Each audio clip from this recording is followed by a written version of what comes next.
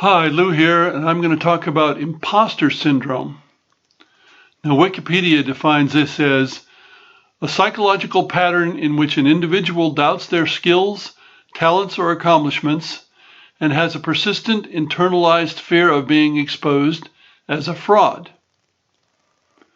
And this is something that game designers in particular will feel occasionally, at least the ones with good sense. There are certainly game designers who think that they're God's gift to the world, and usually they're not. They're quite the opposite. But all kinds of creative people, and even non-creative people, in their activities can feel this way. I don't much suffer from this, except when I'm thinking about submitting games, then I'm terrible. Otherwise, I do recognize that creating entertainment, which is what games are usually, is not saving the world or even saving lives. So in that respect, college teaching, which is what I've retired from, was a much more worthy occupation.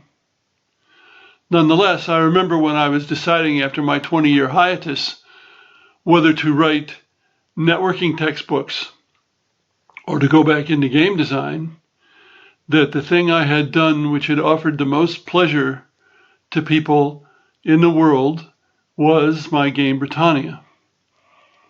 And I still enjoy when I hear folks saying to each other what a fun game of Britannia they just played, or how fun Dragon Rage is, or how fun some other game is. That's worthy. Unfortunately, video game people don't seem to feel that sometimes, and that's where we get a lot of the problems that people have, because they think that they ought to be doing something important, and video games are just kid stuff. Of course, that's not true, although some video games are not very intellectual, let's say, because after all, a typical video game is athleticware rather than thoughtware, where you're doing athletic things in order to succeed, and it's not so much about thinking. Now, I mentioned earlier people who think they're God's gift to the world as game designers. That, unfortunately, gives game designers in general a bad name. And certainly those people exist. And usually it's the people who are most ignorant. It's almost another example of the Dunning-Kruger effect, where people don't know much, and they don't know much about the topic, and so somehow they think they know everything or almost everything, even though they know almost nothing. There's nothing we can do about that except perhaps to make those people aware of what they don't know. And of course, in general in game design, there are not obvious measures that would tell you whether you're an imposter, so to speak, or not, because there are no salaries, there are no ratings overall particular. It's a sort of a bitty activity.